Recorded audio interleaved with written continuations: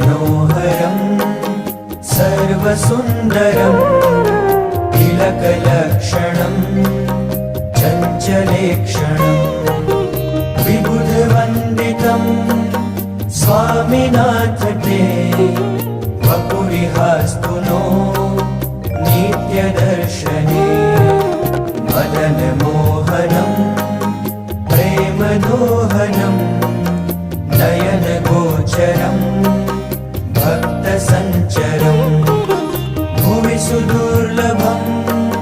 स्वामिनाथ ते वपुरिहास्तु नो नित्यदर्शने निजजनैः सदा वाञ्छितं हृदा